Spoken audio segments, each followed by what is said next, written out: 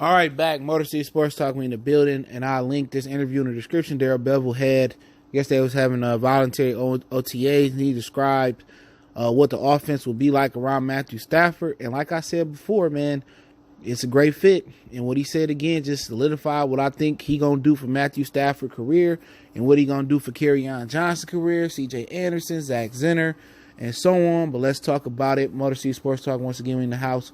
Make sure you hit the subscribe button, bell icon button. Don't forget we on all social media, links in the description. Keep sharing the videos.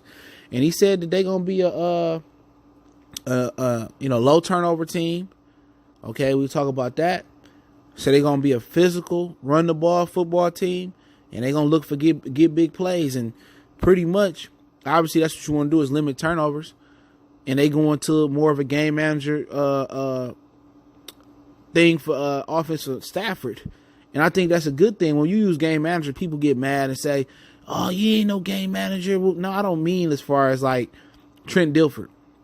I mean where, you hand the ball off and, you chew the clock up for the most part, and you manage the game, and you make critical throws on third and short, third and mid, and you move the chains, you run the ball again, play action, then take your shots downfield. Kind of that's my translation for it. You know what I'm saying? But yeah, they're gonna be a physical football team. That bodes well. That gets the Lions out of that dome stigma that everybody thinks the Lions are a pretty finesse dome team. You need an offensive coordinator that's gonna make you physical. Okay, that's gonna run the ball, get the tough yards. Yeah, Matthew Stafford won't be able to pad his stats like that with Darrell Bevell, at least not from that standpoint. But you know what? He's gonna be fresher come week 10, week 15, week 17. And God willing, and God hoping, into the playoffs.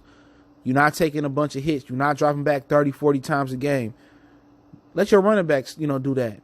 Let your running backs carry the load 20, 30 times. And you just make the easy throws downfield, the big window throws in. So he going to limit those turnovers by running the ball, taking a lot of those scenarios away where it's second and 10 and second and 12 and second and 8.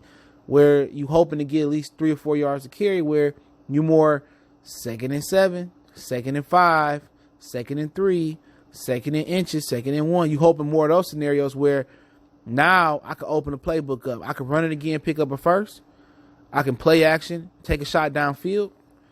I can do a bootleg with Stafford, get outside the numbers and make some plays, make some plays outside the hashes. So you can do a lot of different things with his philosophy. And you don't turn the ball over because you limit the dropbacks. You know what I'm saying? You limit the dropbacks. All right, you drop back 30, 40, 50 times a game. You bound to throw an interception. You bound to have a fumble per game. Limit it. Limit those opportunities, man, to turn the ball over by running the ball. Now, could Kerryon fumble? Could Anderson fumble? Yeah. Those can happen. But then again, you want high completion percentages as well too, and with high completion percentages usually come from teams that can run the football. Okay, even if I don't play action, the threat of Kerryon Johnson behind me or to my left or to my right, me doing a draw play or me doing a quick pitch, hey, that's gonna suck the defense in, and then I got huge big windows to throw to. And that's the beautiful thing about his philosophy, and I know that's what he done over his career. Especially with Russell Wilson, he said, I'm gonna tailor the offense to Matthew Stafford and what he does well. And that's what you want. It seems that Jim Bob Cooter and Scott Linehan was trying to, and Joe Lombardi was trying to make Matthew Stafford fit into an offense. No. Okay, you have your premise for your offense. We want to run, be a physical football team, run the ball, play action, and get plays downfield. Good. But then again, there's some things you could do that Stafford still like. Okay, he like to throw outside the hashes. All right, we need to make him more comfortable to the tight end. We need to implement T.J. Hockenson in there and really get him doing what running routes for Matthew Stafford like a ton. So you just looking at the things that he's saying, it just sounds so on point. It sounds better from other offensive coordinators that we had here, and he's going to limit Matthew Stafford's turnovers by running the ball more and play action, and also he's also going to limit the injuries and the blows that he takes so we can have a fresher quarterback coming down the stretch of the season.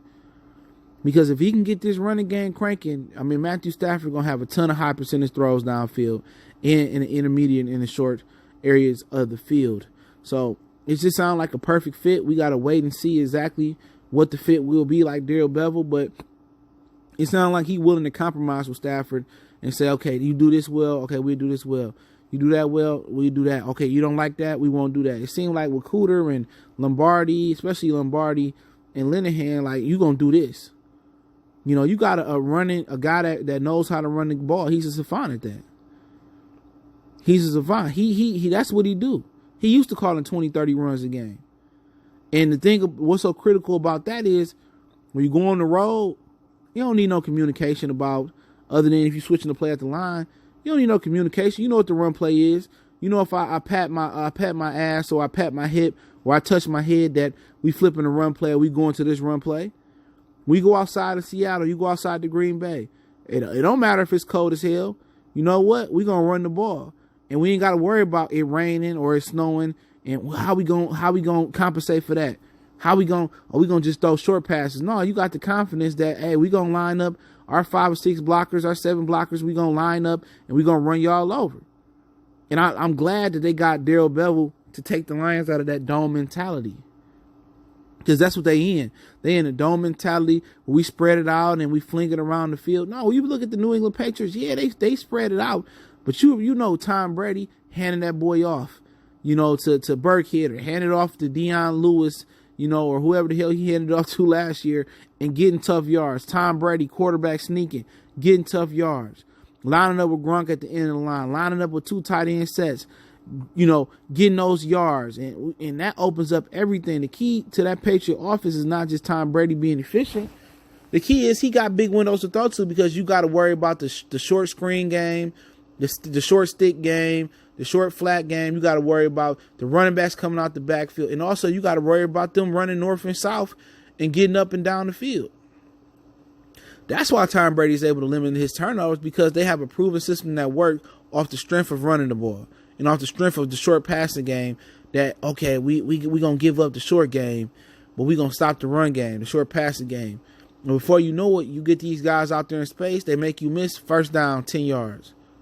Then you looking for the short passing game, you at the line of scrimmage, now they going over your head, going deep, or now they calling some screenplay that you loading the lineup, and now the running back then broke a tackle, now you gone for 6.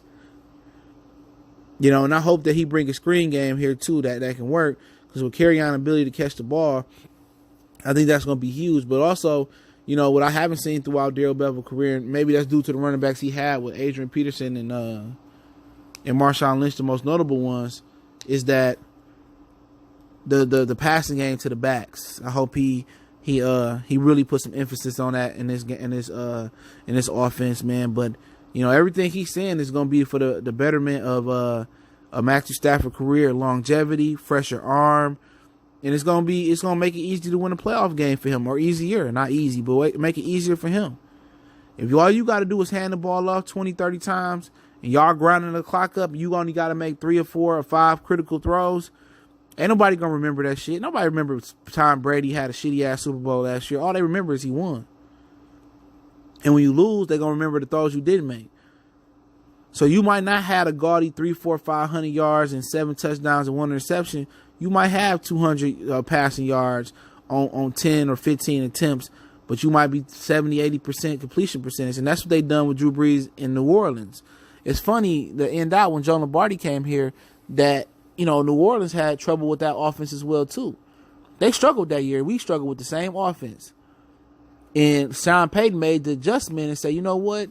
We're going to get some pass-catching running backs. We're gonna run the ball more. We're going to make Drew Brees into more of a game manager quarterback. We're going to play action, let him throw the ball downfield. And now, instead of Joe Lombardi making that adjustment, he didn't get that opportunity to, Darrell Bevell was able to make that adjustment for Matthew Stafford, so Stafford don't take that beating. And if need be, if you down 10, 12, 15, 20 points, you also always can spread it out, and Stafford can always revert back to what he used to do and sling the ball around and catch y'all back up. But I'll put that interview in the description. It was a very telling interview. It's very, very short. And I think, like I said, I'm a full supporter of Darrell Bevell. And even if it don't get off on a good foot, I think he's the right guy for the job to take Stafford over that hump and the Lions offense over that hump. He just looks the part, sounds the part, and his philosophy is the part. I believe it will be. Motor City Sports Talk. Don't forget we on Facebook, Instagram, Twitter. Reach out to the email. If you have a business question, inquiry, sponsorship, video request, keep sharing the videos. Want to make a donation, that link subscription. Best donation you can make is share the videos. Let me know what you guys think.